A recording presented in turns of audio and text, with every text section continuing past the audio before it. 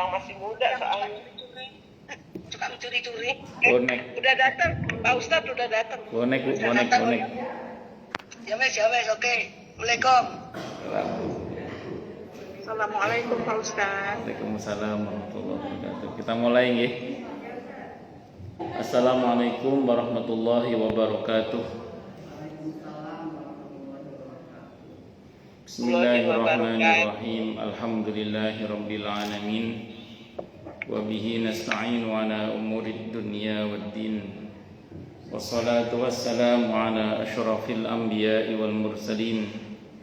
Sayyidina wa habibina wa syafi'ina wa qurrati a'yunina wa maulana Muhammadin wa ala alihi wa ashabihi wa dhurriyyatihi ajma'in, amma ba'd. Ashhadu an la ilaha illallah wa ashhadu anna Muhammadar Rasulullah wa ufawwidu amri ilallah, innallaha basirun bil ibad.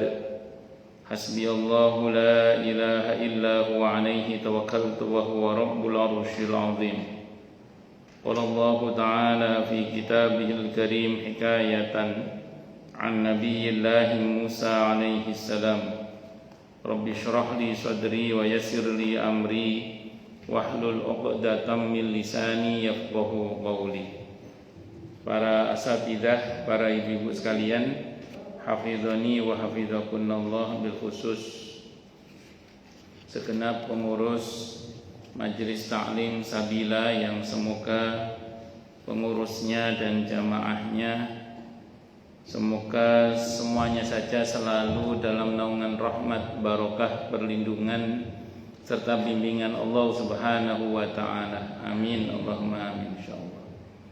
Dan tentu saya doakan semoga kemuliaan ibu-ibu sekalian selalu dijaga dan ditingkatkan terus oleh Allah Subhanahu wa taala sebagai seorang muslimah, sebagai seorang istri, sebagai seorang ibu, dunia hingga syurga. Amin, Allahumma amin insyaallah.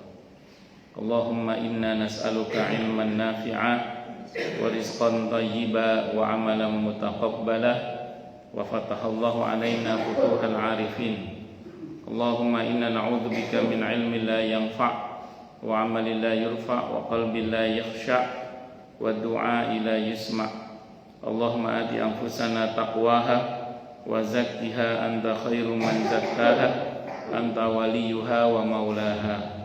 Amin, Allahumma amin insyaallah. Masih melanjutkan kajian kita tentang ayat ahkam pada tafsir ayat ahkam di halaman 99 tentang dalil jumhur ulama. Jumhur itu mayoritas. Jumhur ulama itu mayoritas ulama. Jumhur ulama, mayoritas ulama berhujjah atas pendapatnya dalam kaitan dengan nasikh mansukh, ayat yang menghapus dan ayat yang dihapus ini, dengan beberapa dalil yang secara ringkas kami sebutkan sebagai berikut. Yang pertama, firman Allah Ta'ala di surah Al-Baqarah ayat 106 itu, ma nansakh min ayatin aw nunsiha na'ti bi khairin minha aw misliha. Apa saja yang kami mansukhkan dan atau kami lupakannya, yaitu Nabi Muhammad, atau kami lupakannya kepada Muhammad, maka akan kami beri gantinya dengan yang lebih baik daripadanya. Ini dipakai dalil adanya ayat tentang nasikh mansukh, ayat yang menghapus dan ayat yang dihapus. Saya ingin ingatkan kembali bahwa istilah ada yang menghapus dan ada yang dihapus itu hanya berlaku untuk dalil Al-Quran dan As-Sunnah saja, tidak berlaku untuk ijtihad para ulama atau pendapat-pendapat para ulama. Jadi kalau antar pendapat para ulama itu tidak saling menghapus. Tapi kalau di dalam Al-Quran dan As-Sunnah itu bisa berlaku nasikh mansukh. Saya sering contohkan dalam hadis misalnya ada larangan untuk ziarah kubur di awal-awal Islam dulu. Terus muncul hadis belakangan yang memerintahkan untuk ziarah kubur. Maka larangan ziarah kubur dalilnya sudah dihapus. Yang berlaku adalah perintah untuk ziarah kubur misalnya. Kalau di Al-Quran awalnya boleh mabok, yang penting jangan saat sholat. Sampai turun ayat yang puncaknya semua yang bersifat memabukkan itu diharamkan. Nah, itu maka kebolehan mabuk itu dilarang total. Mau di dalam sholat maupun di luar sholat semuanya dilarang. Dulu karib kerabat bisa mendapatkan wasiat, ahli waris bisa mendapatkan wasiat, sampai turun ayat yang menegaskan tentang waris. Maka ayat tentang wasiat untuk ahli waris itu dihapus dengan adanya ayat waris. Ayat wasiat untuk ahli waris dihapus berkaitan dengan ayat waris, sehingga yang berlaku untuk ahli waris bukan wasiat tapi warisan, ketentuan warisan misalnya. Nah itu. Tapi kalau di antara para ulama itu tidak saling menghapus. Pendapat Imam Hanafi tidak terhapus gara-gara ada pendapat Imam Maliki. Setelah Imam Maliki ada Imam Syafi'i. Pendapat Imam Maliki tidak menjadi hapus gara-gara ada pendapat Imam Syafi'i. Pendapat Imam Syafi'i tidak menjadi hilang gara-gara ada pendapat Imam Hambali. Maka 4 mazhab itu satu sama lain itu tidak saling menghapus, tapi satu sama lain itu justru saling melengkapi informasi. Nah itu seperti itu. Nah demikian juga nanti kalau kita berkaitan dengan yang lain-lain, kayak jenengan sini kan ngaji sama Ustadz Ibad misalnya, ngaji sama saya, ngaji sama Ustadz atau Ustadzah yang lain. Kadang antar Ustadz pendapatnya berbeda. Itu antar Ustadz itu tidak saling menghapus pendapatnya itu. Masing-masing eksis dengan pendapatnya sendiri-sendiri, dengan hujahnya sendiri-sendiri. Itu seperti itu. Itu Bu Zubaidah. Kok bunyi? Pun lanjut. Terus kemudian jelas sekali ayat ini secara tegas menunjukkan adanya nasakh. Yang kedua firman Allah Ta'ala di surah An-Nahl surah ke-16 ayat 101. Allah berfirman, "Wa idza baddalna ayatan makana ayatin wallahu a'lamu bima yunazzilu qalu innama anta muftar." Dan apabila kami letakkan satu ayat di tempat ayat lain sebagai gantinya, padahal Allah lebih mengetahui apa yang diturunkannya, mereka berkata sesungguhnya kamu adalah orang yang mengada-ada. Menurut mayoritas ulama, sesungguhnya ayat ini secara jelas berkaitan dengan adanya perubahan ayat-ayat dan hukum-hukum. Adapun perubahan yang terjadi meliputi penghapusan dan penetapan. Dan yang dihapus ada kalanya berupa bacaannya dan ada kalanya terkait dengan hukum yang ada di dalamnya. Dengan demikian penghapusan dan nasakh itu ada. Ini ayat yang dipakai. Jadi gini ya, di masa Nabi itu hukum itu kan masih ada pergerakan gitu loh. Jadi yang tadinya boleh terus menjadi gak boleh, atau yang tadinya gak boleh menjadi boleh. Bahkan ada beberapa kali itu sesuatu yang tadinya boleh, gak boleh terus boleh lagi, terus gak boleh lagi sampai hari kiamat itu ada. Itu masih berlaku di masa Nabi. Begitu Nabi sudah menghadap kepada Allah, final sudah. Yang wajib tetap wajib. Nah, itu namanya azimah hukum asal, yang haram tetap haram, yang halal tetap halal, terus gitu aja sampai hari kiamat. Adapun nanti kita bicara per kasus itu persoalan lain. Contoh misalnya, ini contoh ya misalnya,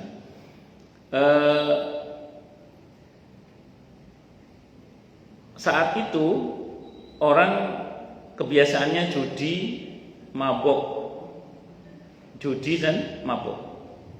Terus mereka datang kepada Nabi, yas'alunaka 'anil khamri wal maisir. Mereka bertanya kepadamu wahai Nabi tentang judi dan minuman keras dan khamr itu. Nah, terus Allah ajari nabinya, qul fihima ismun kabiru wa manafi'u linnas. Waalaikumsalam warahmatullahi wabarakatuh. Katakanlah wahai Nabi, sesungguhnya di dalam judi dan khamr itu ada dosa yang besar dan manfaat bagi manusia. Tapi kata Allah dalam ayat itu, dosanya lebih besar daripada manfaatnya. Sehingga sampai akhirnya puncaknya Allah larang. Jadi ketika Islam datang itu nggak langsung melarang, karena kebiasaan kaumnya masih begitu. Dan ini menjadi ilmu bagi kita. Kalau kita tinggal di satu masyarakat yang kemungkarannya masih masif, kita jangan langsung main hantam dilarang dulu, tapi kita main dengan cantik menggunakan fikih dakwah. Bukan menghalalkan yang haram tetap haram. Namun kita dekati dengan cara yang lebih baik sampai diharapkan orang itu akhirnya paham bahwa oh ternyata judi memang ada manfaatnya secara ekonomi mungkin, tapi ternyata bahayanya lebih besar daripada manfaatnya. Demikian juga nanti berkaitan dengan minuman keras. Kan banyak orang yang mengatakan saya ada manfaatnya. Quran membenarkan, iya memang ada manfaatnya, cuman dosanya lebih besar daripada manfaatnya. Nah, makanya dalam hal ini berlaku satu kaidah juga, satu rumus. Kalau untuk sesuatu yang belum jelas halal haramnya, kecuali yang jelas ya, untuk sesuatu yang belum jelas halal haramnya, itu berlaku kaidah kalau kemaslahatannya lebih besar daripada madharatnya, maka dia boleh. Tapi kalau madharatnya lebih kecil dan maslahatnya lebih besar, kalau maslahatnya lebih besar daripada madharatnya, maka dia menjadi boleh. Tapi kalau madharatnya lebih besar daripada maslahatnya, maka dia menjadi tidak boleh. Nah, itu diantaranya. Nah, kecuali yang jelas-jelas halalnya, kecuali yang jelas-jelas haramnya. Kalau yang jelas-jelas halalnya, jelas-jelas haramnya, nggak usah ditimbang maslahat dan madharat, sudah itu kembali ke masing-masing aja. Makanya kalau ada anak panjenengan datang bawa sate kambing misalnya, jenengan lagi kumat kolesterolnya misalnya gitu ya, jangan berkata enggak, kambing haram. Enggak boleh hanya karena nggak mau makan daging kambing itu kambing haram, itu enggak boleh, karena daging kambing itu halal. Bahwa kemudian jenengan sedang tidak mau, mama nggak makan dulu ya, ini lagi misalnya gitu, lagi ya kolesterolnya lagi kumat misalnya gitu. Ini misalnya aja. Itu seperti itu. Atau cucu datang bawa oleh-oleh gedondong misalnya gitu. Padahal neneknya lagi sakit gigi misalnya. Atau nggak punya gigi. Nah, itu tidak berarti terus gedondong itu menjadi haram. Enggak, gedondong tetap halal. Cuman bahwa enggak bisa makan gedondong itu persoalan lain, itu seperti itu. Tapi memang cucu kurang kerjaan itu, masa neneknya nggak punya gigi dibawain gedondong ya udah. Bikin jus aja gedondong. Allah. Lanjut. Nah itu ya. Gitu. Nah demikian juga nanti kalau kita juga berkaitan dengan yang haram. Yang haram itu tetap haram, tidak akan berubah jadi halal. Contoh misalnya babi misalnya, haram aja. Nah nanti kita bicara per kasus. Nah kalau per kasus lain bab nanti. Contoh misalnya ada orang telepon saya, Pak Ustadz, ibu saya ngorok-ngorok kena serangan jantung. Sama dokter mau disuntik pakai serum, yang serumnya itu mengandung babi katanya gitu. Pas saya ditelepon saya bilang sama beliau, Pak, diambil tindakan dulu aja, saya bilang gitu. Diambil tindakan dulu aja, nanti nanya hukumnya, saya bilang gitu. Akhirnya diambil tindakan, qadarullah, beliau telepon lagi, alhamdulillah Ustaz, ibu saya selamat, alhamdulillah, saya bilang. Gimana hukumnya Ustaz? Orang mau mati nanya hukum, bapak, saya bilang gitu. Kalau orang mau mati itu nggak usah nanya hukum, ambil tindakan aja udah.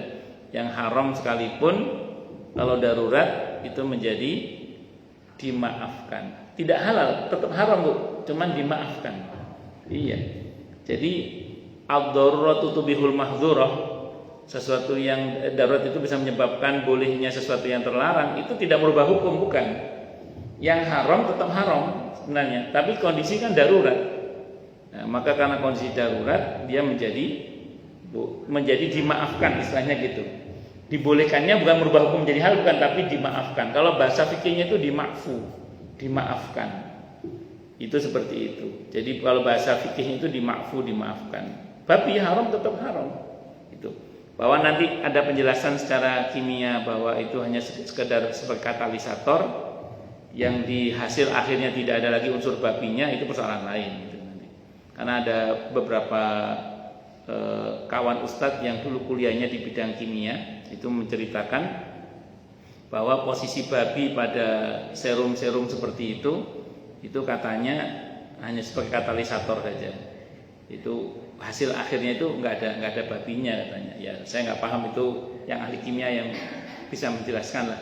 Kalau mau terbukti pada akhirnya nggak ada babinya ya silakan saja. Cuman dulu saya masih ingat kalau Pak Din Samsudin saat itu beliau masih di MUI itu mengatakan yaitu tetap haram karena intifaknya itu.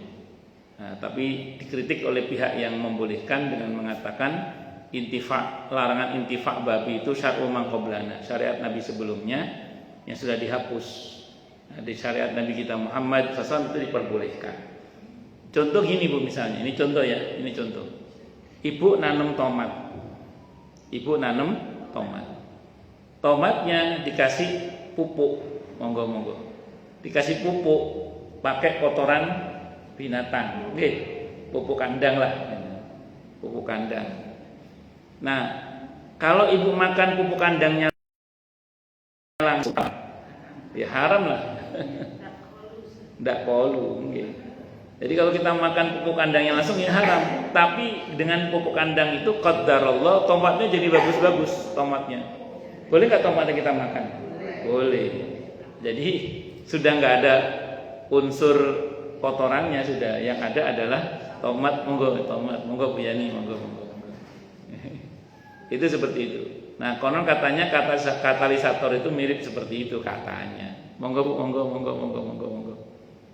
Monggo ambil posisi. Bun, lanjut. Kursi di depan ini ada kursi di depan ini, ada kursi. Monggo. Ini sudah ada kursi, sudah digelar kursinya. Sudah ada kursi, tinggal duduk. Monggo silakan. Nah, monggo silakan. Sini ada, sudah ada, monggo. Monggo.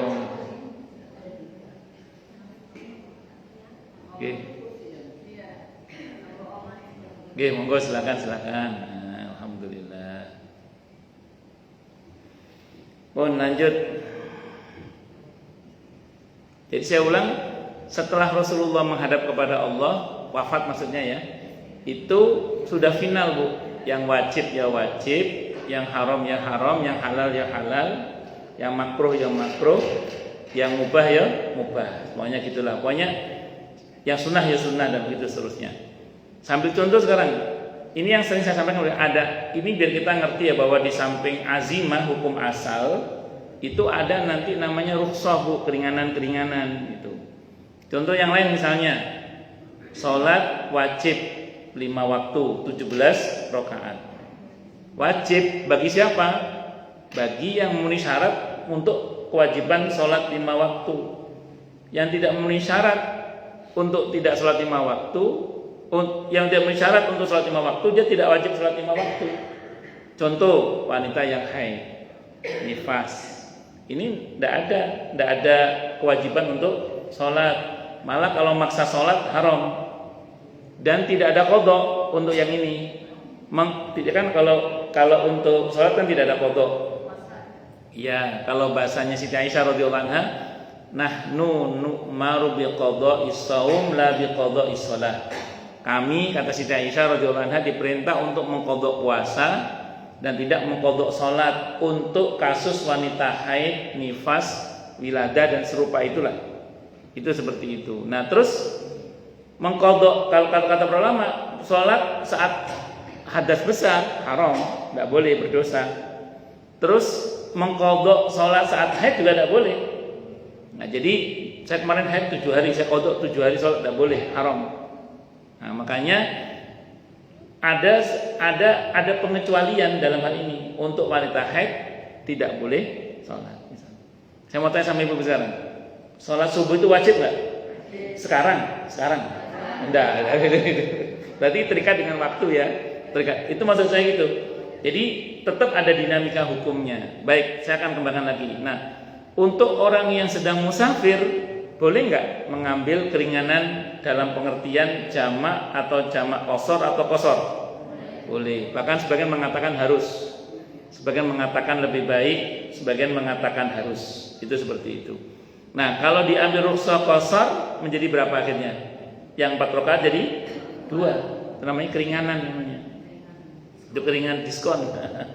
Hadiah dari Allah, sedekah dari Allah itu. Itu seperti itu. Nah, demikian juga nanti silakan dikembangkan ke yang lain-lain, termasuk terkait dengan puasa itu. Wajib bagi yang memenuhi syarat untuk kewajiban berpuasa. Tapi yang tidak memenuhi syarat kewajiban berpuasa, dia tidak wajib berpuasa. Contohnya siapa? Orang gila. Nah, termasuk boleh tidak puasa adalah orang gila. Jadi kalau ada orang nggak puasa berarti bukan. Nah, itu misalnya dan itu merupakan bagian dari ketentuan dalam syariat itu. Nah, nanti kalau kita kembangkan lagi masalah najis misalnya. Najis ini kan sesuatu yang harus kita suci saat sholat. Tidak boleh ada najis. Nah, tapi kenyataannya ada sebagian orang mengalami misalnya maaf ya silsilatul baul, beser. Gimana itu orang yang beser itu? Apa enggak sholat? Tetap sholat. Caranya ada aturan dalam syariat. Terus berarti kencing yang keluar di pampersnya itu atau di pembalutnya berarti suci dong? Enggak, tetap najis. Aslinya tidak boleh buat sholat, cuman karena kondisi yang tidak memungkinkan maka dia dimaafkan. Istilahnya dimaafkan, bukan menjadi suci, tetap najis, cuman dimaafkan, dimakfu. Ibu-ibu masjid comberan tumpah misalnya karena masya Allah, moga Bu Sri, betul Bu Sri ya? Takutnya salah saya. Lama nggak ketemu. Nah, jadi misalnya hujan, comberan penuh. Nah, comberan itu kan macam-macam, maaf ya, mungkin iya najis macam-macam, tumpah di jalanan. Kalau ibu naik mobil mungkin tidak kena, kalau yang jalan atau pakai motor atau pakai sepeda, tampiasnya pasti kena. Najis nggak itu aslinya? Kalau asli itu najis yang merata itu aslinya. Cuman dalam fikih Islam itu untuk najis yang merata yang sulit dihindari dia dimaafkan. Dan dalam Islam kita tidak ada kewajiban meneliti. Ibu-ibu jalan ke sini tadi, tidak ada kewajiban meneliti. Ada. Asal nggak kelihatan, hukum asalnya suci. Nah, itu namanya al-aslu baqa'u makan ala makana. Kalau kenyataannya ada najisnya, najis dia tetap cuman dimaafkan. Bisa dimengerti ya? Ya, nanti termasuk disamakan itu nanti luka. Ada di masa sahabat beberapa sahabat terluka yang masih mengucurkan darah dan dipakai perban. Nah, itu masih berdarah-darah. Darah aslinya najis. Kalau yang mengalir kan najis, darah itu aslinya. Cuman karena kondisi yang tidak memungkinkan, maka dia dimaafkan. Hukum asalnya najis tetap, tapi dimaafkan. Itu seperti itu. Wallahu a'lam bishawab. Bisa dimengerti ya? Nah, nggih, monggo. Sebentar. Kenapa, Bu?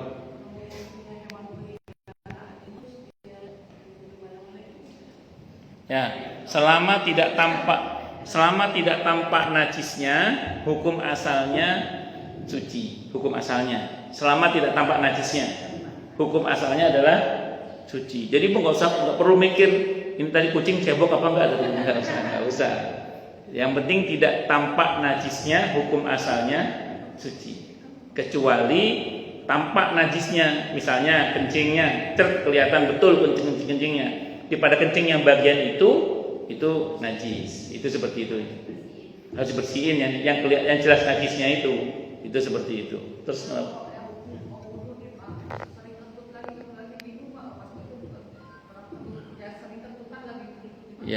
Kalau kentut berarti kan hadas ya. Kalau hadas bukan najis berarti. Hadas itu berkaitan dengan batalnya wudu.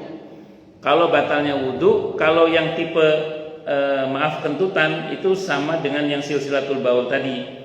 Hanya bedanya kalau yang silsilatul baul, kalau yang beser tadi itu kan harus pakai pembalut. Ya, kalau ini kan nggak harus pakai pembalut. Nah, kata kuncinya satu Bu, untuk tipe orang seperti ini. Wudunya itu setiap masuk waktu sholat fardu. Jadi ibu misalnya mau sholat zuhur nanti, masuk waktu zuhur baru wudu, baru kemudian sholat zuhur. Untuk sholat sunnah berkali-kali tidak ada masalah. Nanti masuk asar wudu lagi. Nah, walaupun ibu bukan kentut, kan kentut memang kentut terus kan? Ya memang batal, dia sudah wudu lagi. Tapi selama waktu itu ibu sholat sunnah berkali-kali tidak apa-apa. Jadi satu wudu itu untuk bisa sholat sunnah berkali-kali, dan sholat fardu sekali. Sekali maksudnya dalam satu waktu itu. Nanti masuk maghrib wudu lagi, gitu. Terus gitu. Kalau yang beser tadi cebok dulu, ganti pembalut, sholat lagi. Setiap masuk waktu sholat fardu.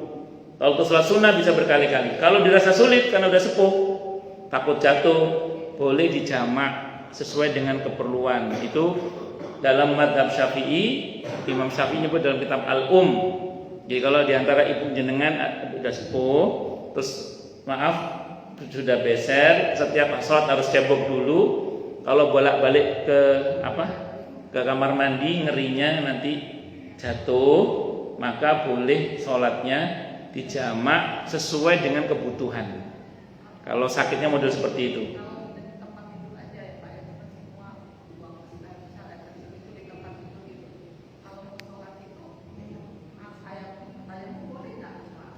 Selagi masih bisa wudu kalau bisa diwudukan.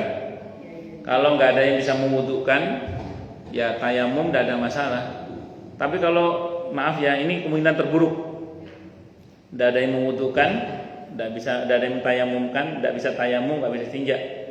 Misalnya kan ada orang udah koma itu, atau udah nggak bisa ngapa-ngapain, cuman dia masih punya kesadaran. Nah, maka dia tetap wajib sholat apa adanya, walaupun dalam keadaan tidak wudhu, tidak tayamum, tidak bersuci dalam kondisi yang najis lah misalnya. Contoh gini misalnya, ada orang udah nggak bisa merintah keluarganya untuk wudhukan saya, udah nggak bisa ngomong dia, udah nggak bisa ngomong tayamumkan saya, udah nggak bisa, udah nggak bisa ngomong cebokin saya, udah nggak bisa nyuruh lagi. Nah, tapi dia masih punya pendengaran dan kesadaran ini masuk waktu sholat, maka dia tetap wajib sholat dengan keadaan yang apa adanya itu, walaupun hanya dengan isyarat-isyarat hati atau isyarat-isyarat mata dan seterusnya. Tapi nanti begitu sembuh, kalau sembuh ya, dia wajib i'adah. Kalau dia meninggal, dia tidak punya hutang sholat. Yang penting itu kalau bagi orang sakit, sholat walaupun dalam keadaan tanpa wudhu, tanpa tayamum, maaf ya, na'udzubillah. Kan ada orang sakit itu badannya penuh selang, penuh kabel misalnya. Tayamum dan nggak mungkin karena anggota tayamum penuh dengan selang dan kabel misalnya. Di wajah juga sudah penuh dengan apa misalnya. Maka tetap wajib sholat walaupun tanpa wudhu, tanpa tayamum. Itu sholat apa namanya Ustaz? Kalau dalam mazhab Syafi'i namanya sholat dihormatil wakti. Sholat menghormat waktu namanya. Itu kalau ibu sholat itu seandainya misalnya meninggal, itu tidak dianggap punya hutang sholat. Kalau hidup sehat, wajib mengulang yang dikerjakan dengan cara begitu. Itu kalau dalam mazhab Syafi'i namanya lihormatil wakti namanya.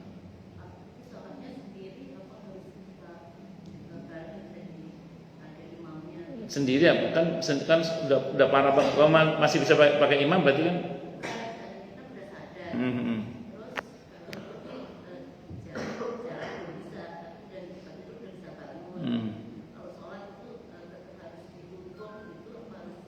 Kalau bisa sholat sendiri silakan sholat sendiri. Kalau memang butuh dituntun ya kita tuntun. Yang penting orang sakit itu walaupun dia selama dia masih sadar, maksud saya itu tetap wajib sholat walaupun tanpa wudhu, tanpa tayamum, tanpa bersuci. Saking wajibnya sholat itu. Itu kalau dalam mazhab Syafi'i namanya sholat dihormatil wakti. Dan itu boleh dikerjakan Tapi nanti ketentuannya kalau dia sembuh, udah sehat, dia wajib mengulang sholatnya itu. Tapi kalau misalnya bersangkutan itu meninggal, dianggap tidak punya hutang sholat. Itu dalam madhab Syafi'i itu, saking wajibnya sholat. Itu seperti itu. Sebentar, siapa dulu ini? Bu Ira dulu ya, Bu Ira. Boleh dulu.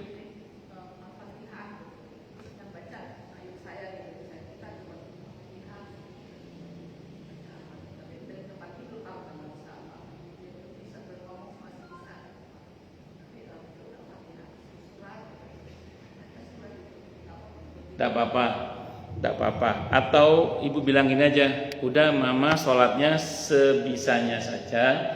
Yang mama nggak hafal baca tasbih aja, subhanallah, subhanallah, subhanallah, subhanallah. Orang kalau udah lupa bacaan, tasbih aja, subhanallah, subhanallah, subhanallah. Berapa lama tasbihnya? Sepanjang suratul Fatihah, sepanjang surah pendek yang dibaca itu. Nah, subhanallah, subhanallah. Semua baca subhanallah semua, tidak apa-apa. Itu ada dalam hadis Nabi itu, orang yang tidak hafal bacaan sholat, mungkin dia orang non Arab atau mungkin hafalannya lemah, oleh Nabi suruh baca tasbih aja, udah baca tasbih aja, tasbih subhanallah, subhanallah. Selama sholat itu tasbih aja, subhanallah, semuanya subhanallah, subhanallah, subhanallah.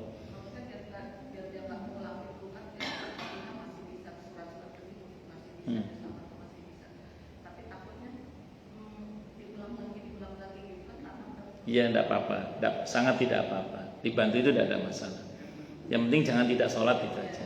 Tapi jangan dipaksa sholat kalau sudah pikun. Nah, kalau udah pikun cukup diingetin aja, mah sholat. Aku tadi udah sholat kok. Nah, kumat berarti ya. Biarin aja udah. Jangan usah dipaksa gitu. Nah, atau puasa gini, ayo mah kita puasa. Iya puasa. Tahu-tahu pagi makan. Biarin aja udah. Memang lagi mungkin lagi pikun. Nah, biarin aja. Nanti bayar fidyahnya langsung misalnya gitu. Gitu aja. Jadi nggak usah repot-repot lah kalau bahasa kita. Ya begitu Bu ya. Itu contoh, ada azimah, ada rukhsah, ada hukum asal, ada hukum keringanan. Itu seperti itu, keringanan. Bon, lanjut. Oke, lali. Monggo. Nggih. Ibu saya kan sudah demensia, sudah stroke, Nggih. paru dan demensia. Nggih. Ini kan memang sudah di tempat jenazah. Nggih. Ya, selama ini kita ingin sholat susah gitu, dan bisa gitu untuk kita percaya kepada nggak bisa gitu. Sudah pikun? Sudah. Oh, udah pikun. Sudah demensia itu. Demensia itu udah pikun ya? Iya, maksudnya kita sama kita dengan kadang-kadang. Ada kursi Bu. Depan ada kursi, sudah ada kursi. Depan sudah ada kursi, monggo. Sudah ada kursi depan, monggo. Nah, itu sudah ada temennya lagi. Nah. Gitu terus. Gimana gitu ya? Iya, kayak gitu terus akhirnya Iya. Saya pertama itu berpikir sudah kayak termasuk yang berkewajiban gitu. Iya, betul. Mukallaf itu orang yang dengan kewajiban hukum itu akil dan baligh. Dalam kasus ibunda ibu, baligh pasti udah tua kan, tapi ghairu akil, tidak akil ingatannya, ya tidak punya ingatan. Nah, karena tidak punya ingatan berarti beliau tidak dikenai kewajiban untuk sholat. Tugas ibu cuma ngingetin aja, mah zuhur mah kita sholat gitu aja. Soal ibunda ibu tidak ada respon atau memang tampak sedang mengalami itu, ya sudah, nggak usah. Ya nggak usah. Ya makanya tadi ibu kalau pas ngobrol pas sholat, mas sholat mah, siapa tahu beliau mau kan? Nah, kalau mau sholat. Ya udah berarti lagi anu kan, ya sudah biarin aja, nggak apa-apa. Insya Allah yang begitu itu dimaafkan. Nah, kategori pikun, terus kategori apa tadi koma itu ulama berbeda pendapat. Ada yang mengatakan itu disamakan dengan orang yang tertidur, sehingga kalau suatu saat nanti dia sadar, dia wajib mengqadha sholatnya. Tapi ada yang mengatakan sama dengan orang gila. Kalau orang gila tidak ada kewajiban qadha, tidak ada kewajiban qadha. Nah, jadi ibunda ibu tidak ada kewajiban sholat, tapi juga tidak ada kewajiban qadha juga. Kenapa? Karena maaf disamakan orang yang hilang ingatannya itu seperti itu. Satu. Kemudian kalau untuk puasa dibayarkan fidyahnya. Itu seperti itu. Wallahu a'lam bishawab. Nggih, monggo.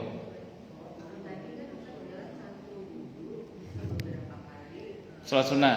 Kalau untuk orang yang mengalami silsilatul baul ya. Ya, karena kentut terus, ya. Iya, betul. Non sewe, tapi asalkan yang bersangkutan masuk dalam kasus yang sudah taimul hadas. Maaf ya, kolabnya udah dol itu gitu. Ya non sewe, ini saya nggak bisa ngomong gimana bahasanya, apa bahasanya itu. Iya gitu. Iya itu, ya. Kali beser beda lagi. Ini yang kentut. Ya. Yang kentut, ya, enggak apa-apa. Kalau memang begitu keadaannya, walaupun dia sudah kentut berkali-kali sekalipun, untuk sholat sunnah bisa berkali-kali tidak ada masalah. Iya, betul. Itu namanya udzur Udzur. Beser juga sama, cuman kalau beser untuk masuk sholat fardu berikutnya dia wajib cebok. Kalau kentut kan nggak wajib cebok. Kentut itu nggak wajib cebok. Tapi kalau pipis, beser itu dia wajib. Iya betul. Kecuali kentutnya. Nah itu. Bahasa Jawanya kecerit. Nah itu balik. Nauzubillah min syarri dzalik. Semoga kita semua sehat walafiat ya, panjang umur yang barokah, amin insyaallah. Nggih, monggo Bu.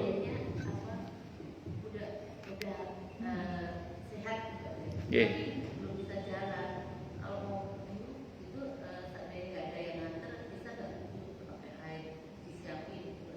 Bisa, tidak ada masalah. Kalau saran saya pakai spray itu, boleh. Jadi botol spray itu nanti diajari aja di wajah itu sampai airnya mengalir ya. Jangan cuma asal tampias saja, sampai airnya mengalir gitu, sampai airnya bergerak turun. Terus nanti di tangan juga gitu misalnya. Itu kalau bisa pakai gelas yang kecil gitu juga bisa, kalau memang bisa wudu yang kan ada tutorial wudu pakai gelas. Itu seperti itu. Cuman kalau yang di tutorial itu pas bagian kaki itu yang pakai kaos kaki cuma diusap bagian atasnya aja, itu saya kurang sependapat itu. Karena di fikih itu untuk kasus mengusap sepatu muzah itu jenis sepatu boot yang melepasnya susah.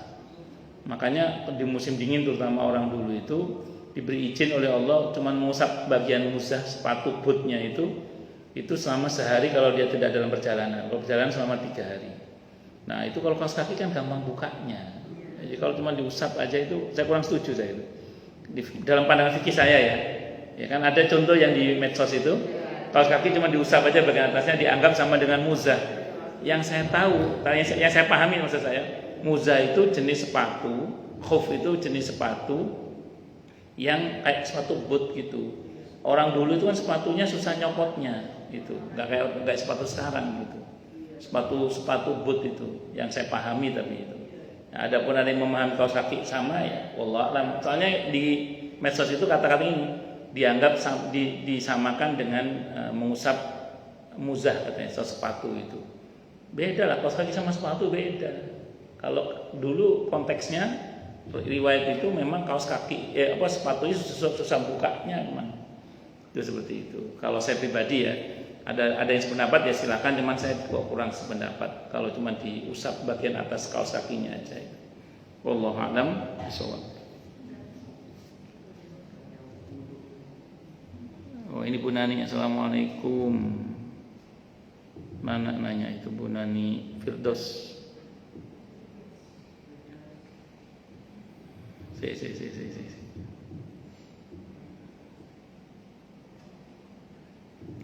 Assalamualaikum. Izin bertanya Ustadz, saat saya operasi lalu saat hari H saya tidak sholat maghrib, isya dan subuh. Dan hari berikutnya karena masih ada najis yang keluar H+2 operasi, saya sholat dalam keadaan belum mandi bersih karena kondisi yang belum memungkinkan. Apakah sah sholat saya saat itu? Terima kasih. Baik.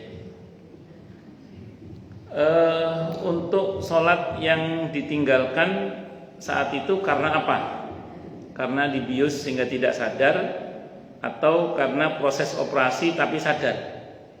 Nah itu, kalau karena tidak sadar, itu ulama beda pendapat tadi ya. Ada yang mengatakan tetap wajib qadha, ada yang mengatakan tidak wajib qadha. Yang mengatakan tidak wajib qadha karena dikiaskan dengan orang gila. Kalau saran saya, karena cuman apa tadi, maghrib, isya dan subuh, saran saya di qadha aja lah, cuma 3 waktu aja. Satu. Yang kedua, setelah operasi itu ternyata beliau merasa masih ada najis dan belum bisa mandi karena habis operasi kan. Nah, terus sholat dalam keadaan masih membawa najis itu, sah apa enggak sholatnya? Sah. Karena kondisi najisnya tidak bisa dihindari. Bukan kondisi najis yang sengaja kan, habis operasi kan nggak mungkin mandi juga kan. Nah, itu kondisi najisnya seperti itu sah. Kenapa? Karena dulu para sahabat pernah sholat itu dalam keadaan lukanya masih mengeluarkan darah dan diperban gitu.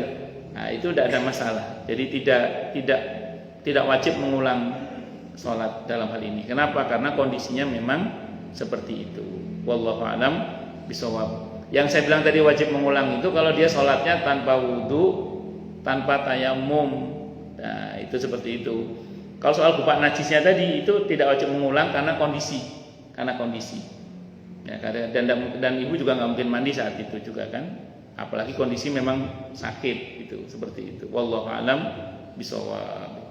Ini ada lagi, assalamualaikum Pak Ustadz, amalan apa buat kita terhindar dari hutang? Amalan apa supaya kita benar-benar istiqomah Pak Ustadz?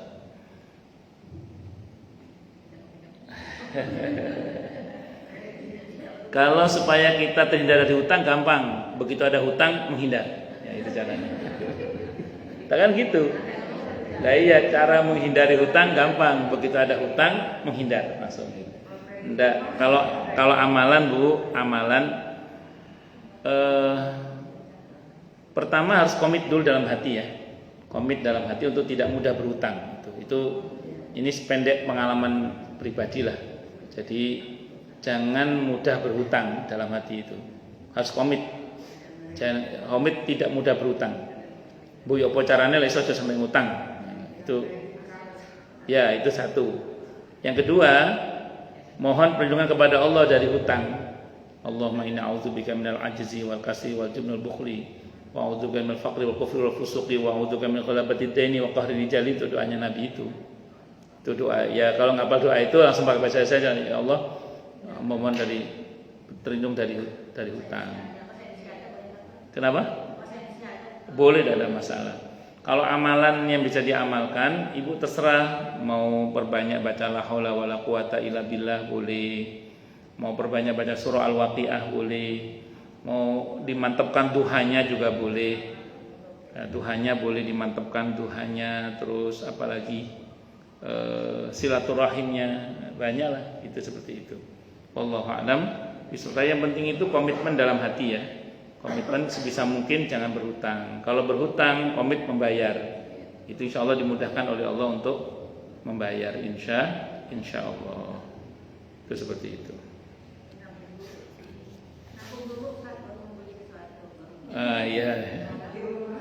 Ya. Pokoknya yang penting jangan gampang ngutang itu aja. Bukan tidak boleh berhutang ya, boleh berhutang. Cuman jangan mudah berhutang gitu aja. Komitmen dalam hati itu untuk tidak mudah berhutang. Saya ulang, berhutang boleh ya, bukan haram, boleh berhutang. Oh, bukan pinjolnya, Bu, berhutang, Bu, bukan pinjol. Kalau pinjol kan lain lagi kasusnya, Bu. Gini loh, berhutang itu boleh. Nah, maksud saya hukum asal berhutang itu boleh. Nanti kalau ibu ngomong pinjol berarti akadnya kan.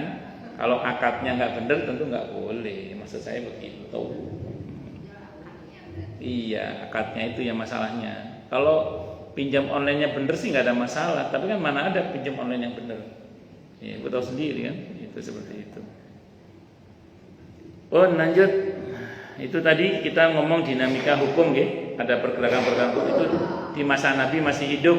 Makanya para sahabat itu kadang kalau ada wahyu turun itu kadang ya seringnya seneng. Kenapa? Karena biasanya ada informasi hukum kadang memperbarui yang sudah lama atau yang sulit dimudahkan dan begitu seterusnya. Contoh gini Bu, misalnya, contoh gini.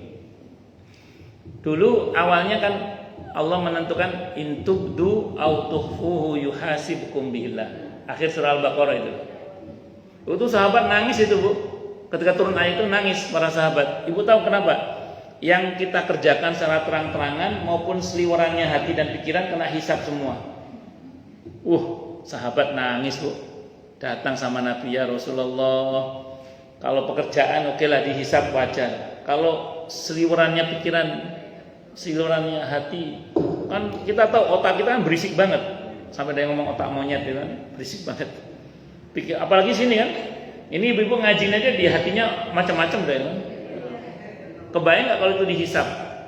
Sahabat nangis itu. Kata Nabi begini, apa kalian mau seperti Bani Israel?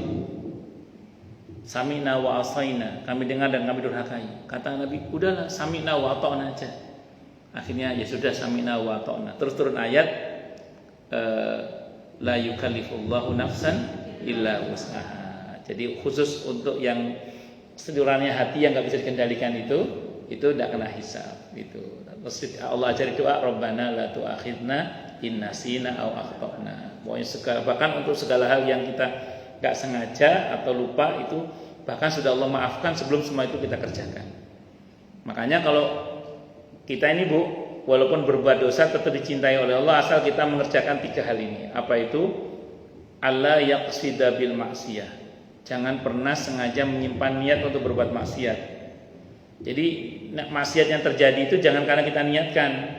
Kalau ada bisikan setan mengajak kita berbuat maksiat, kita lawan. Astagfirullah. Nah, namanya orang kadang remnya blong. Yang kedua, kalau terjadi juga maksiat itu, yang kedua Bu, apa? Allah yafraha bil maksiyah. Jangan pernah bangga dengan maksiat yang kita lakukan. Terus ayyasri abil istighfar, segera minta ampun kepada Allah. Nah, Ibu kalau Ibu paham ini di samping masuk dalam akhir surah Al-Baqarah tadi, ini masuk ciri orang yang bertakwa. Orang yang bertakwa itu ternyata bukan yang tidak pernah berbuat dosa, Bu. Orang yang bertakwa itu adalah orang yang mungkin berbuat dosa tapi segera menyadarinya dan segera minta ampun kepada Allah. Ali Imran ayat 135 itu Bu. Walladzina idza fa'alu fahishatan aw dzalamu anfusahum dzakarullaha fastaghfiru lidzunubihim dan begitu seterusnya. Wallahu a'lam bishawab. Segera beristighfar minta ampun kepada Allah. Yang pertama, jangan menyimpan niat untuk berbuat maksiat. Yang kedua, jangan bangga. Kalau itu terjadi jangan bangga. Yang ketiga, segera minta ampun kepada Allah. Istighfar, minta ampun kepada Allah. Itu kalau 3 ini kita lakukan, insya Allah kita tetap dicintai oleh Allah walaupun kita mungkin berbuat dosa. Pun lanjut. Kemudian Allah Subhanahu wa taala yang ketiga, firman Allah Subhanahu wa taala di surah Al-Baqarah ayat 142 itu. Sayaqulu sufaha'u minan nasi ma wallahum an qiblatihim allati kanu 'alaiha. Orang-orang yang kurang akalnya di antara manusia akan berkata, apakah yang memalingkan mereka umat Islam dari kiblatnya Baitul Maqdis yang dahulu mereka telah berkiblat kepadanya. Kemudian Allah Ta'ala berfirman, qad nara taqalluba wajhika fis sama' falanwalliyannaka qiblatan tardhaha fawalli wajhaka syatral masjidil haram. Sungguh kami sering melihat wajahmu menengadah ke langit, maka sungguh kami akan memalingkan kamu ke kiblat yang kamu sukai. Maka palingkanlah mukamu atau wajahmu ke arah Masjidil Haram. Dahulu ketika salat kaum muslimin menghadap ke Baitul Maqdis, kemudian dinasah, lantas mereka diperintahkan menghadap ke Masjidil Haram. Jadi arah kiblat kita pernah menghadap ke Baitul Maqdis. Allah rubah ke Masjidil Haram sampai sekarang. Itu seperti itu. Di antara kiat supaya bebas dari utang itu gampang lagi, ada tambahan lagi. Doakan orang cepat lunas utangnya. Nah, itu. mendoakan orang lain cepat lunas utangnya, insya Allah kita bebas utang kita, insya Allah. Karena kan ada hadis, kalau kita mendoakan orang lain, di atas kita ada malaikat yang mendoakan, walaka mislu dzalik, bagimu seperti itu juga. Tuh. Lanjut keempat, sesungguhnya Allah Subhanahu wa taala memerintahkan kepada wanita yang ditinggal mati suaminya agar menjalani masa iddah selama setahun penuh awalnya. Hal itu sebagaimana tertuang dalam firman-Nya di surah Al-Baqarah 240, walladzina yatawaffawna minkum wa yadhuruna azwaja wasiyatan li azwajihim mata'an ilal haul. Dan orang-orang yang akan meninggal dunia di antaramu dan meninggalkan istri, hendaklah berwasiat untuk istri-istrinya, yaitu diberi nafkah hingga setahun lamanya. Ayat ini kemudian dinasah. Jadi masa iddahnya dulu setahun, Bu, dulu. Dinasah, dihapus dengan ketentuan yang masa iddah bagi perempuan yang tinggal mati suaminya selama 4 bulan 10 hari. Dengan firman-Nya, walladzina yatawaffawna minkum wa yadharuna azwajan yatarabbasna bi anfusihinna arba'ata asyhuri wa asyra. Dan orang-orang yang meninggal dunia di antaramu dengan meninggalkan istri-istri, hendaklah para istri itu menangguhkan dirinya beriddah selama 4 bulan 10 hari. Al-Baqarah 234 itu.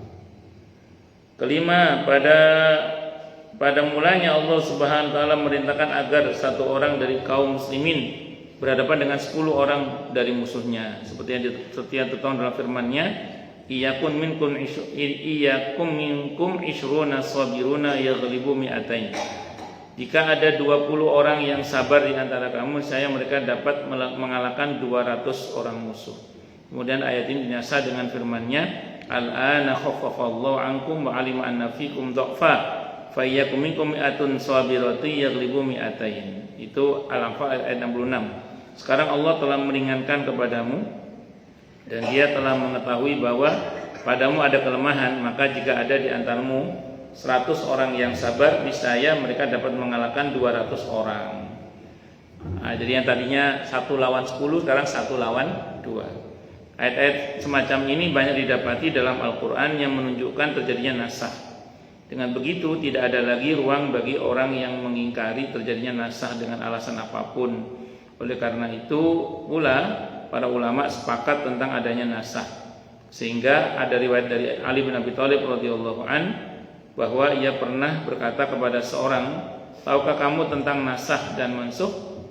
Dia menjawab, tidak. Ali berkata, kamu telah binasa dan juga membinasakan orang lain. Makanya gini, Bu, di antara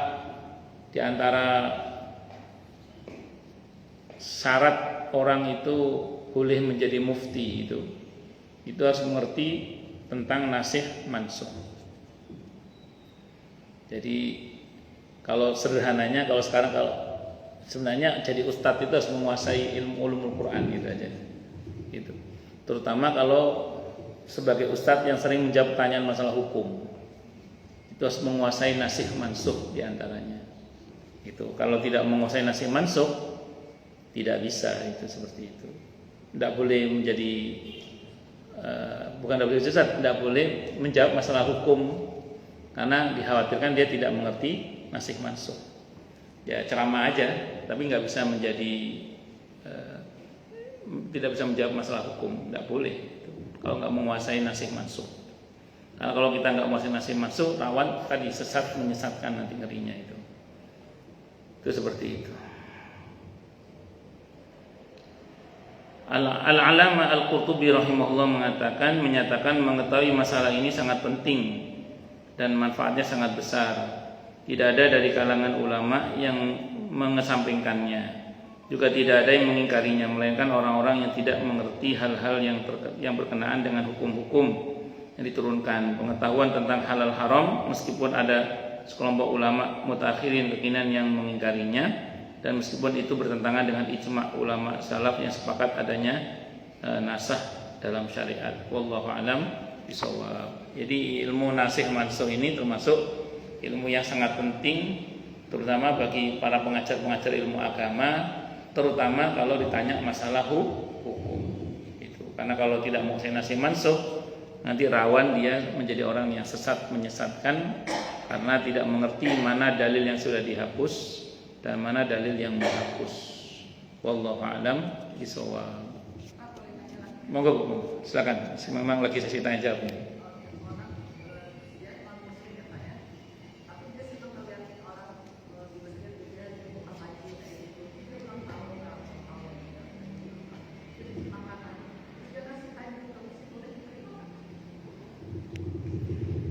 Kan di Al-Maidah dikatakan bahwa sembelian mereka halal bagi kita kan? Ya. Di Al-Maidah kan diatur sembelian mereka halal bagi kita. Yahudi, Nasrani itu sembelian mereka halal bagi kita. Ahli kitab itu. Makanya kalau mereka memberikan kita makanan selama makanannya halal ya. Kalau memang daging sapi dari Amerikanya itu ada label halalnya. Ya, itu boleh, tidak ada masalah itu.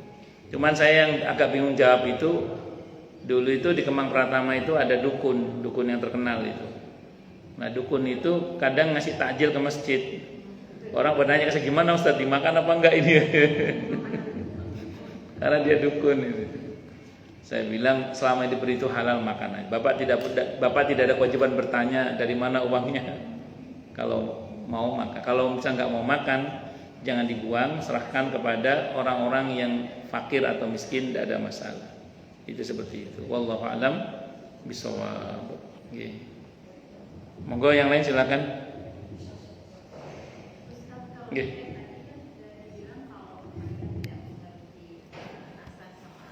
Mansur.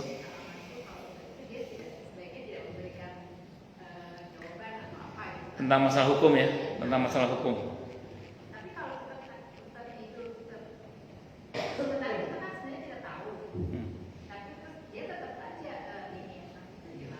Ya, baik.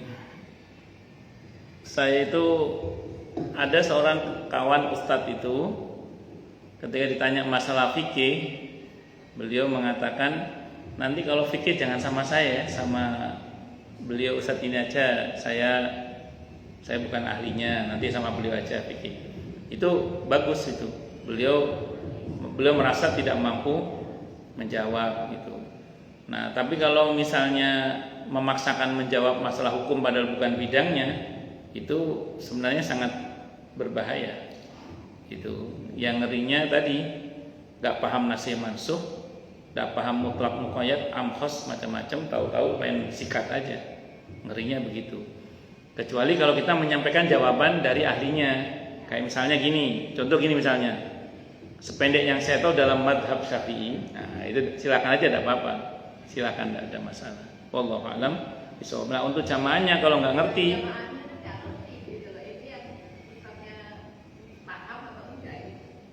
ibu harus paham backgroundnya berarti. Kalau backgroundnya baru mualaf 2 minggu misalnya, 2 pekan, terus ngisi ceramah, jangan tanya masalah hukum. Contoh ini contoh, ini kisah nyata ini. Satu saat ada sebuah masjid, pengurusnya itu ngomong ke saya, Ustaz, tadi malam di masjid heboh katanya. Heboh kenapa? Itu ustadznya ceramah tarawehnya itu membahas masalah khilafiyah, soal zakat. Jadi pas ceramah taraweh, ustadznya bahas masalah khilafiyah zakat. Saya ngomong gini, yang ceramah siapa?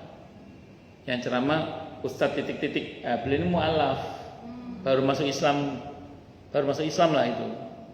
Saya langsung ngomong gini, oh itu yang salah DKM-nya. Udah tahu mu'alaf disuruh ceramah soal masalah khilafiyah. Akhirnya nyalakan sana nyalakan sini kan itu. Mas saya bilang lain kali harus tahu siapa yang bicara. Kalau yang bicara itu tidak punya kapabilitas di bidang itu, jangan suruh bicara itu. Makanya gini Bu, saya secara pribadi itu kadang ada jamaah itu minta tema tertentu yang saya memang nggak bisa. Kalau saya nggak bisa, saya nggak mau. Jangan saya. Contoh gini, saya pernah diundang oleh salah satu alumni sekolah tertentu untuk bicara tentang Ahmadiyah. Ya, saya tahu Ahmadiyah itu nggak benar maksud saya gitu. Cuman saya kan tidak punya cukup informasi tentang Ahmadiyah. Nah, saya ada kawan ustadz, beliau peneliti Ahmadiyah. Saya arahkan ke beliau hubungi beliau aja, jangan saya. Saya cuman teori aja. Nanti kalau saya ngomong nanti takutnya ngawur. Saya arahkan ke beliau. Itu satu. Yang kedua, pernah ada jamaah itu ngomong gini ke saya ngaji sama Ustadz itu kok ngomongnya fikih, hadis, tafsir, nggak pernah ngomong politik, soal KPK lah, soal apa ya yang update sekarang lah itu. Saya bilang, saya bukan tidak mau Pak, saya tidak bisa, saya bilang itu. Nanti saya kalau ngomong ngawur nanti. Nah, kalau Bapak mau ngomong soal kondisi politik terkini, jangan undang saya bilang itu. Silakan, itu banyak teman-teman kawan-kawan ustadz yang juga politisi kan gitu ya. Undang yang beliau-beliau itu. Nanti kalau politisi yang ngomong kan tidak ngawur gitu. Karena saya dulu masih Surabaya, saya masih Surabaya. Saya pernah ngomong soal politik. Nah, saya punya teman satu pesantren itu politisi dia. Deketin saya. Kang, jenengan saya kalau ngomong soal agama sip. Kalau ngomong politik jelek. Kenapa? Karena saya bukan ahlinya gitu. Jadi harus tahu kapasitas diri itu. Saya pernah ditegur orang loh, kenapa nggak pernah ngomong politik? Bukan nggak pernah. Memang nggak bisa itu. Kalau saya bisa, saya ngomong. Tapi kalau ada yang minta, jangan undang saya. Silakan, ini saya punya kawan, ya ini teman ustadz tapi praktisi politik misalnya, partai tertentu atau apa saya nggak paham ya. Nah itu seperti itu. Ya saya belajar politik juga, saya insya Allah ya ngerti politik juga. Cuman kalau suruh ngomong detail soal kasus apa IKN tahu apa saya nggak iso aku ngomongnya. Itu seperti itu. Wallahu a'lam bishawab. Ngaten nggih. Nggih, silakan Bu.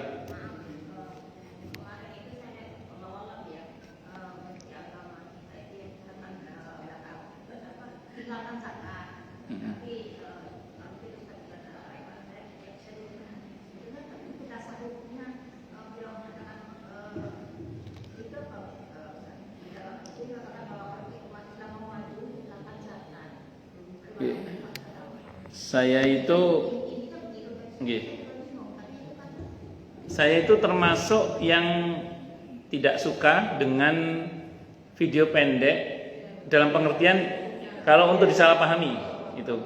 Makanya kemarin begitu ada berita tentang Pak Menteri ngomong kayak gitu itu, saya langsungannya nggak komen. Saya gini dalam hati saya gini saat itu dalam saya.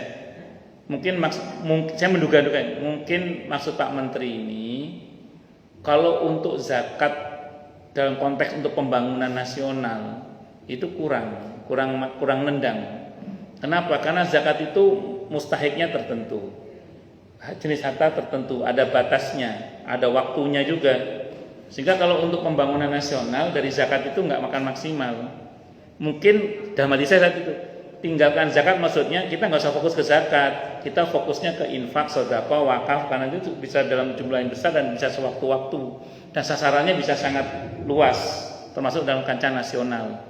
Bayangan saya begitu. Ternyata betul kan, beliau setelah itu klarifikasi kan, maksud saya bukan meninggalkan zakat. Maafkan saya mungkin saya salah, cuman maksud saya bukan meninggalkan zakat, maksudnya zakat itu nggak seberapa dibandingkan dengan itu, klarifikasi beliau kan. Itu ya benar, dugaan saya benar maksudnya berarti kan itu. Makanya saya itu termasuk orang yang kalau ada video pendek dalam konteks untuk disalahpahami, saya termasuk yang nggak suka. Saya biasanya minta video utuhnya biasanya. Iya itu begitu. Kecuali video pendek yang memang tidak untuk disalahpahami, saya tidak ada masalah. Tapi kalau untuk disalahpahami saya kurang suka biasanya. Wallahu a'lam bishawab. Oke, ada lagi yang lain? Oke. Karena gara-gara ada emas naik itu kan standar zakat malnya itu berubah gitu. Itu gimana Ustaz? Sebenarnya gini Bu, kalau emas kan tidak ada masalah kalau emasnya ya. Emas itu nisabnya kan 80 gram emas murni. Kalau emas Ibu tidak murni, senilai emas murni 85 gram. Misalnya Ibu emas perhiasan 22 karat misalnya gitu ya. Kan ada emas itu 22 karat, ada yang emasnya itu sekarat gitu. Enggak. Itu kalau Ibu emas perhiasan yang nggak dipakai, tapi kalau dipakai nggak ada kewajiban untuk dikeluarkan zakatnya. Kalau Ibu nggak pakai, Ibu simpan emas itu, maka emas itu senilai emas 85 gram emas murni. Misalnya Ibu emasnya 14 karat tadi atau 22 karat atau 23 karat. Itu yang harganya harus yang senilai itu. Jadi beratnya bisa 85 lebih beratnya. Bukan itu maksudnya Ustaz. Maksudnya kalau zakat mal itu kan Belum, nanti sampai situ. Nanti sampai situ, tenang aja, nanti sampai situ.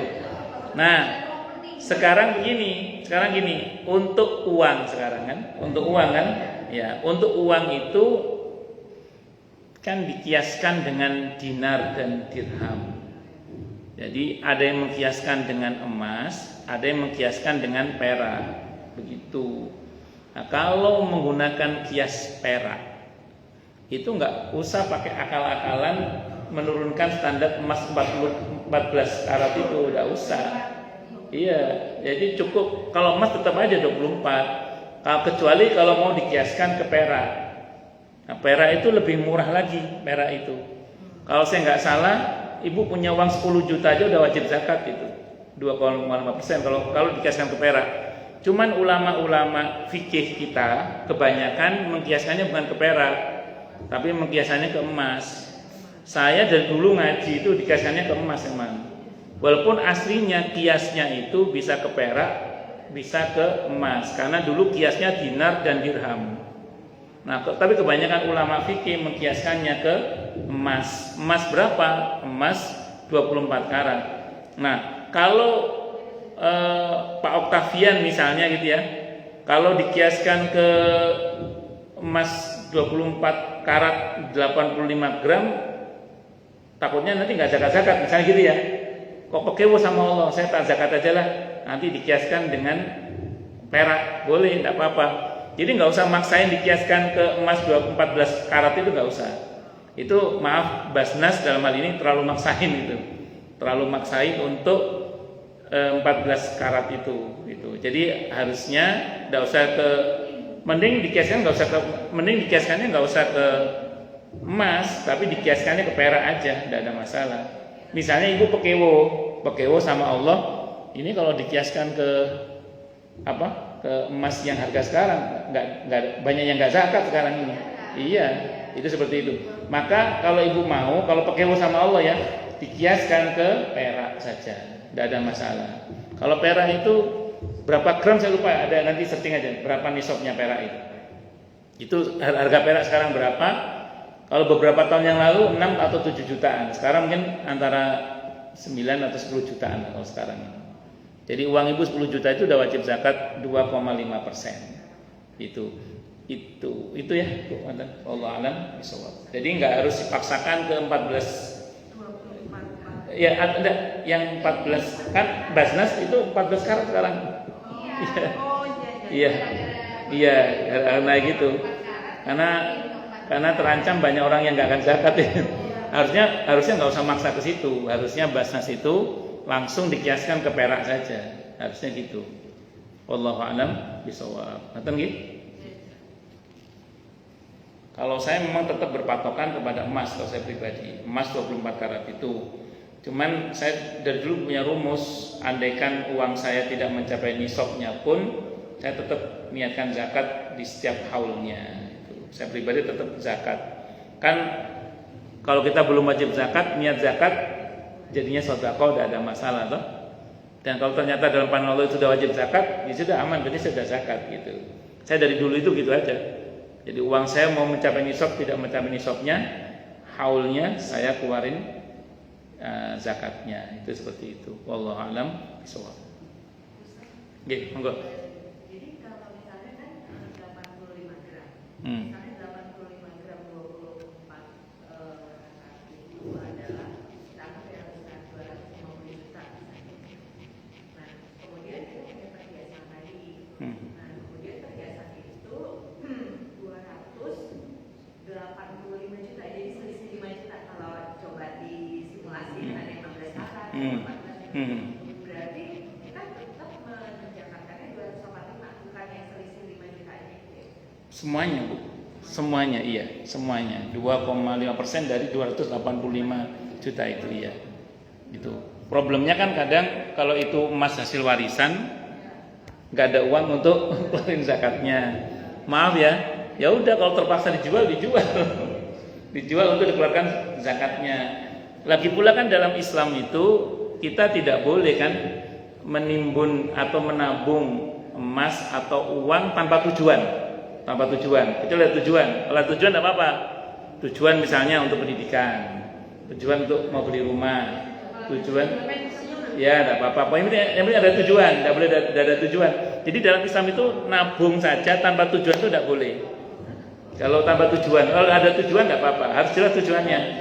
Itu makanya kalau sekiranya emas yang ibu punya itu bisa diputar aja gitu, diputar gitu. Maksudnya coba. Ya, oke. Kalau memang sayang, jangan dibelikan sesuatu yang habis. Belikan yang sekiranya awet kayak tanah atau rumah atau apalah yang sekiranya bisa terus berlangsung begitu. Allah a'lam. Saham itu gimana Ustaz? Maksudnya itu kalau mal itu zakat mal itu kan sepanjang pengetahuan saya itu adalah sisa uang kita saat haul gitu kan misalnya. Misalnya kita buat kita misalnya ada 1.000 juta itu yang dicari. Tapi kalau misalnya tabungannya 1 juta, tapi sahamnya banyak gitu, itu sahamnya itu masuk atau bagaimana? Jenis saham sekarang ini kan tipenya kalau sewaktu-waktu mau kita ambil uangnya bisa. Nah, ya berarti sama dengan uang tabungan itu, dihitung aja gitu. Oh enggak bisa. Oh jahat. Oke.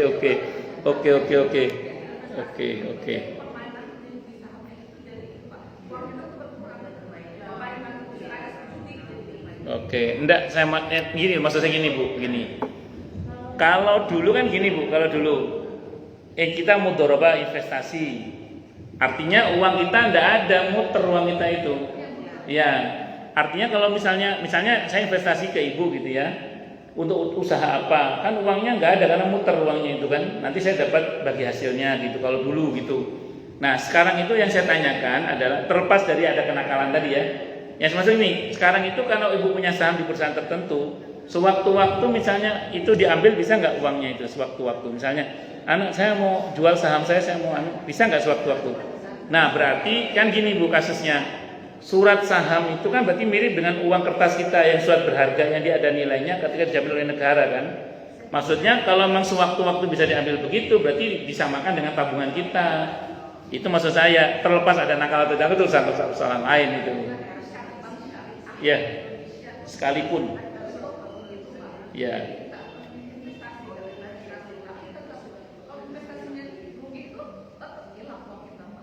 Ya itu. Ya sudah. Kalau itu maksudnya pokoknya gini ya, selagi masih ada uangnya gitu aja uangnya. Itu. Tapi gini Bu, gini. Kalau kita menggunakan rumus uang keluar masuk, itu nanti orang tidak zakat selamanya. Kan ada orang itu uangnya sibuk, keluar masuk. Itu masih mending lah daripada keluar nggak masuk. Kenapa? Ya pedagang iya gitu. Itu kalau nuruti nisab dan haul itu nggak ada zakatnya Bu. Uangnya nggak pernah ngumpul setahun. Gimana? Ya nggak apa-apa, nggak zakat, sedekah aja banyakin. Nah, itu ibu masih ingat nggak Syekh Ali Jabir itu? Syekh Ali Jabir itu pernah ceritakan, saya nggak pernah zakat, uang saya nggak pernah ngumpul 1 tahun, tapi uang beliau ada aja, tapi beliau sedekah aja. Itu satu. Cuman ada pendapat yang kedua di fikih sunnah itu ada pendapat kedua. Kalau sampai tidak pernah zakat pada uangnya banyak kok riskan sekali itu. Maka yang baiknya itu gini, udah tentukan haulnya aja lah. Haulnya misalnya Ramadan, misalnya gitu ya. Tetapkan haulnya aja Ramadan. Nanti begitu Ramadan, lihat ada berapa uangnya, keluarin zakatnya. 2,5%. Merem aja udah, keluarin zakatnya 2,5%. Itu caranya itu. Itu pendapat yang kedua itu. Nah, saya itu menurut yang kedua itu. Karena kalau nuruti uang keluar masuk, tidak pernah ketemu haulnya, itu tidak pernah ketemu haulnya. Kecuali memang tabungan ibu tipe tabungan yang anteng, pensiunan, taruh deposito, kan anteng gitu, itu baru ketemu haulnya terus itu. Tapi kalau yang nggak anteng, yang uangnya keluar masuk, apalagi tadi keluar nggak masuk. Nah, dari kayak itu, ya saya kira itu nih, wallahu a'lam bishawab. Ya. Ustaz, tanya dong Ustaz. Sebentar ini ada naik dulu di offline, bentar, nanti. Ya. Monggo. Orang ASN kan gajinya setiap tahun kan kumpul, Hmm. gaji setiap tahun kan bayar pajak. Hmm. Kemudian bayar pajak itu juga bayar zakat. Tapi uangnya masuk itu tidak ada kan? Uangnya jumlahnya ada, tapi uangnya tidak ada kan? Tidak keluar masuk lagi. Kalau uangnya nggak ada, nggak usah disakati, uangnya nggak ada. Yang penting ada uangnya itu. Makanya gini Bu, kalau Ibu pakai teori haul tadi, haul ditetapkan, begitu masuk Ramadan, Ibu buka tabungan, ada uangnya nggak ada, ya udah, namanya nggak ada uangnya nggak usah zakat, namanya nggak ada uangnya. Kalau ada uangnya baru dikeluarkan zakatnya. Berarti Ibu pakai teori haul. Kalau pakai teori haul nggak akan pernah zakat, sudah uang yang keluar masuk terus. Gitu Bu.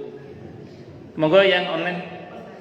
Ustaz, tanya dong Ustaz. Ya monggo Bu Devi. Kalau naro barang gitu ya di Pegadaian, itu hukumnya apa Ustaz?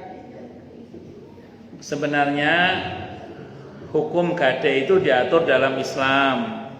Kalau dalam Al-Quran itu di surah Al-Baqarah ayat 283. Itu tentang gadai.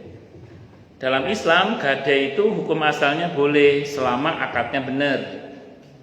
Nah, kalau di pegadaian konvensional tentu mengandung unsur riba. Ya, tentu tidak boleh kalau Ibu nanya ke saya ya. Kalau pegadaian syariah itu saya agak sulit menjelaskannya karena begini yang saya tahu. Ini karena alhamdulillah saya nggak pernah menggadaikan ya, jadi nggak pengalaman. Jadi gini, yang saya tahu gini kalau di syariah itu, yang pegadaian syariah itu, Ibu misalnya menjaminkan motor atau menjaminkan gelang emas atau apa gitu. Nah, itu begitu ditaruh kan di deposit itu kena biaya parkir itu. Nah, biaya administrasi itu. Nah, itu sebenarnya kalau dihitung-hitung sama dengan bunga yang dibayar kalau di konvensional juga sebenarnya. Tapi beda akad sih. Jadi kalau Ibu yang di syariah mungkin masih bisa lah itu. Tapi kalau untuk yang konvensional pasti ribanya itu biasanya. Tapi itu kalau status barang itu wadiah titipan harusnya nggak kena biaya juga harusnya itu. Kalau kena biaya berarti bukan wadiah tapi ijaroh. Itu dua akad itu lagi-lagi repot juga memutuskan hukumnya itu. Tapi kalau hukum asalnya gadai itu boleh. Gadai yang benar itu gini Bu, gadai yang benar ya.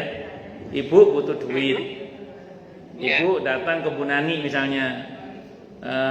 Bu Nani, ini aku mau gadain mobilku. Insya Allah sebulan aku bayar. Nah, kalau sebulan Ibu nggak bayar, Bu Nani berhak ngomong ke Ibu, Bu, katanya sebulan bayar, kok belum bayar? Iya, aku lagi ini. Ya udah, karena aku lagi butuh duit juga, mobilnya dijual ya. Misalnya gitu. Maka mobil dijual, terus sejumlah hutang yang dimaksud diambil oleh Bu Nani, sisanya dikembalikan kepada Ibu. Itu begitu. Wallahu a'lam bishawab. Yang ditahan BPKB-nya, bukan mobilnya. Kalau mobilnya tetap pakai oleh Ibu itu. Harusnya begitu. Oh, gitu ya. Terima kasih Ustaz. Oke, sami-sami. Oke.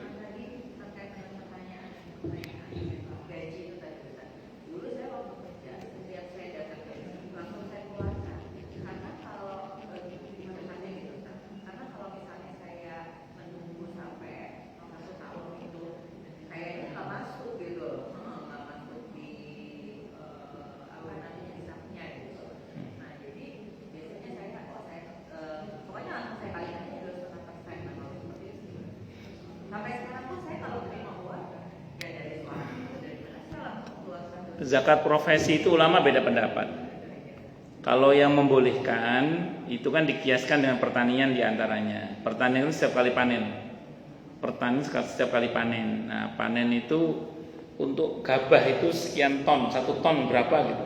Nah, kalau Ibu mendapatkannya sejumlah beras atau gabah 1 ton sekian, itu Ibu baru keluarkan 2,5%, 5% aslinya.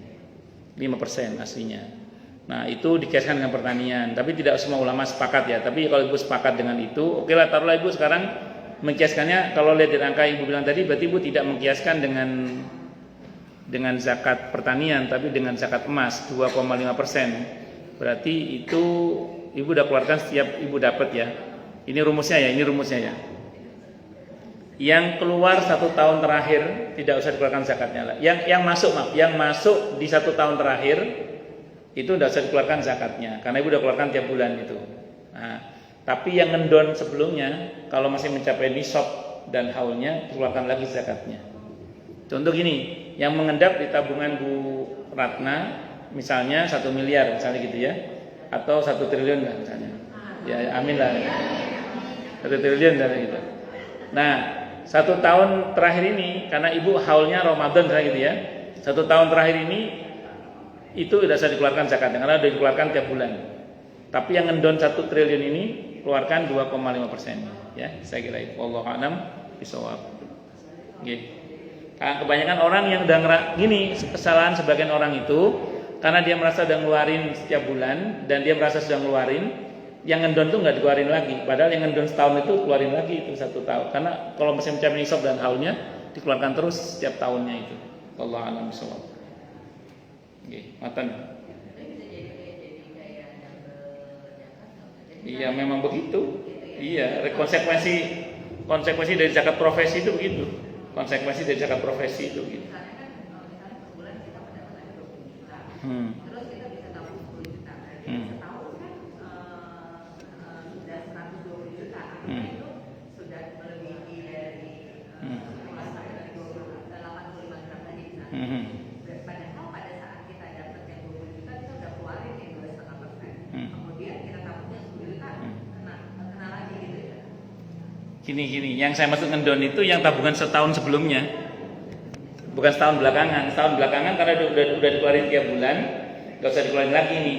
Yang setahun belakangan, ibu kan Ramadan kemarin udah ngeluarin zakat.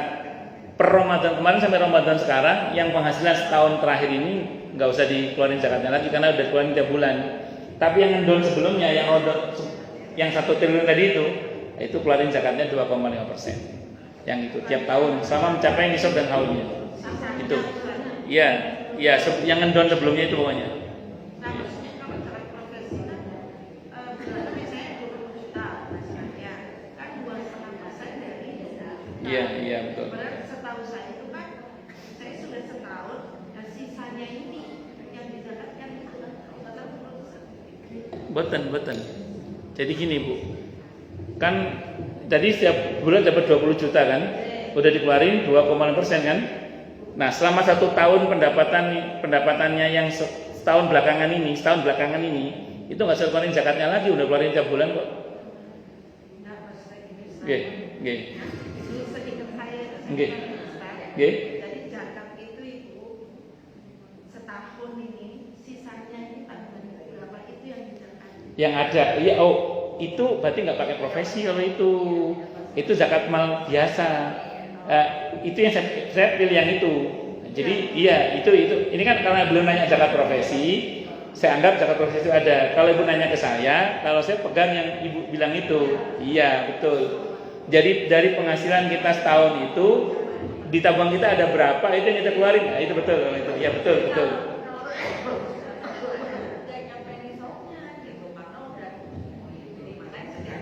Ya berarti nisabnya diturunin, bukan emas, perak berarti. Kan bisa perak, bisa emas kan gitu. Kalau saya sih tetap pegang emas. Artinya kalau belum mencapai nisab emas, saya belum berkewajiban zakat. Cuman saya punya tradisi setiap haul saya mau uang saya mencapai nisab atau tidak mencapai nisab, saya niat zakat mal. Gitu aja. Saya niat zakat mal. Untuk kehati-hatian aja. Toh kalaupun dalam pandangan Allah ternyata itu tidak dinilai sebagai zakat, paling enggak jatuhnya sebagai sedekah atau infak. Kemudian karena misalnya seperti itu, oh ya lumayan ya, jadi saya zakat itu kayak tricky gitu nggak sih? Apa itu? Kayak nakal. Ada nakal-nakalnya gitu maksudnya? Jadi kan, oh iya ya kan, padahal kalau itu nanti akan lebih sedikit zakatnya kalau misalnya. Enggak, memang aturan syariatnya begitu. Kan zakat itu setelah selesai dipotong operasional kehidupan sehari-hari kita memang. Makanya setahun sekali. Makanya tadi saya bilang ini, saya tidak membantah yang ibu pilih sebagai zakat profesi tadi. Karena kalau saya pribadi termasuk yang tidak pakai itu. Saya pribadi termasuk yang menggunakan zakat yang setahun sekali itu. Saya bukan yang sekali gajian, bukan. Karena kan gajian saya nggak jelas kan, makanya terus kemudian nggak apa-apa gajian yang penting rezeki jelas ini ya. Jadi saya keluarin yang setahun sekali itu kalau saya pribadi. Kalau ibu kan gajinya jelas gajinya. Karena gajinya jelas, ya silakan pakai pendekatan zakat profesi. Walaupun ulama berbeda pendapat dalam masalah ini gitu. Wallahu alam bishawab. Zakat profesi itu hasil kias ya, hasil kias. Ada yang mengkiaskan dengan emas, ada yang mengkiaskan dengan pertanian. Kalau yang betul sebenarnya kiasnya itu ke pertanian yang betul dan bukan 2,5%, tapi 5%. 5%, ya. Dan kalau dikasihkan dengan pertanian berarti nisab pertanian itu bukan emas, tapi nisabnya adalah sekali panen yang 1 ton itu. Gabah 1 ton itu berapa? Ibu tidak searching aja. Nah, 1 ton berapa itu baru kena zakat. Itu yang saya tahu. Allah alam bisawab. Jadi kalau gaji ibu masih di bawah harga beras 1 ton berarti masih belum kena kewajiban zakat profesi sebenarnya. Itu tapi karena itu hasil kias, perdebatannya pasti ada lah, yes and no. Nah, kalau ibu nanya ke saya pribadi tidak pegang pendapat yang zakat profesi. Saya termasuk yang setahun sekali itu, yang 1 haul. Saya pegang yang haul, terus saya cek nisab saya. Dan saya tidak pegang pendapat yang keluar masuk itu, karena kalau pegang itu nggak pernah zakat itu. Saya kalau nggak pernah zakat kayak ngeri itu. Jadi saya tetap milih setiap tahun saya niat zakat itu, karena saya pegang pada haul itu. Saya pegang pada pendapat nisabnya ke emas bukan ke perak. Nah, tapi andaikan pun misalnya uang saya tidak mencapai nisab, saya tetap mengeluarkan dengan niat zakat setiap tahunnya itu. Ya, saya merasa lebih nyaman pendapat yang itu aja. Karena kalau tidak pernah zakat itu ngeri juga itu. Karena zakat itu kan kewajiban.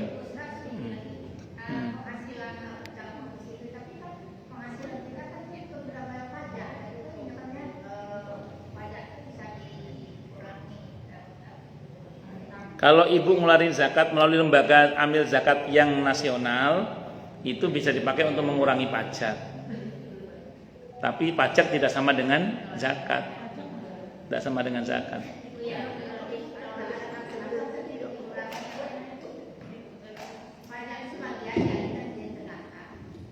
Yang saya tahu gini, kalau ibu ngeluarin zakatnya melalui lembaga amil nasional kayak Basnas atau Lazismu, apalagi Dompet Duafa, apalagi Yayasan Dana Sosial Al-Falah, apa macam-macam yang nasional itulah pokoknya, itu biasanya nanti bisa mengurangi pajak biasanya. Itu seperti itu. Ini deposito dan investasi yang lebih dari 1 tahun wajib dizakatkan. Kalau deposito wajib deposito.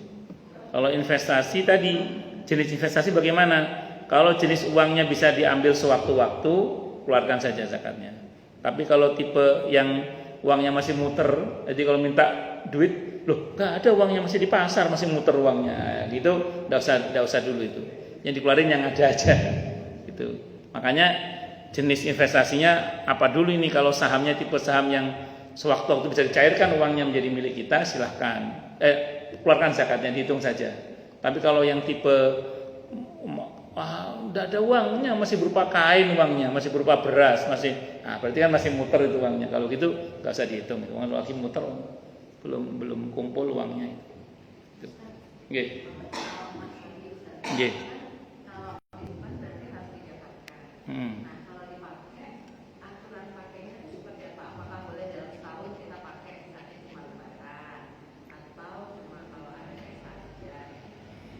Kalau setahun sekali berarti ngendon setahun, Bu. Ngendon setahun berarti nggak dipakai itu. Tapi kalau sebulan sekali dipakai atau ya dalam setahun itu beberapa kali dipakai, berarti kan sudah dipakai itu. Tapi kalau ibu setahun sekali dipakai, berarti ada ngendon setahun itu. Itu disimpan setahun itu yang membuat emas itu wajib dikeluarkan zakatnya. Itu begitu. Ya, makanya kalau apalagi ibu disimpan dari zaman mama ibu. Iya, sudah berapa tahun yang lalu berarti kan?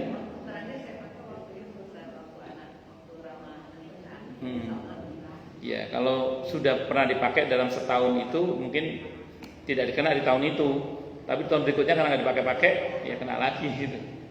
Itu seperti itu. Wallahu a'lam bishawab. Untuk hati-hatian keluarin aja lah. Untuk hati-hatian. Bismillah.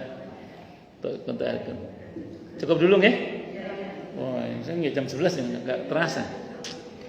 Kita tutup dengan hamdalah. Alhamdulillahirabbil alamin. Semoga kajian kita bisa bermanfaat, mubarakah di dini wa dunia wal akhirah untuk kita, keluarga kita dan seluruh umat Islam semuanya. Dan mudah-mudahan kita semua dijadikan oleh Allah sebagai orang-orang yang sukses dunia akhirat, selamat dunia akhirat, bahagia dunia akhirat, dan dipermudah urusan kita oleh Allah di dini wa dunia wal akhirah. Semoga Allah limpahkan hidayah selalu untuk kita. Semoga Allah tingkatkan selalu hidayah untuk kita, dan semoga Allah berikan hidayah untuk siapapun yang melihat kita. Subhanakallahumma bihamdika asyhadu an la ilaha illa anta astaghfiruka wa atubu ilaik. Sallallahu alaihi Muhammad wa ala alihi wasallam. Saya mohon maaf. Assalamualaikum warahmatullahi wabarakatuh. Waalaikumsalam. Terima kasih Pak Ustaz. Sami-sami. Terima kasih ibu-ibu semua. Terima kasih ibu-ibu semua.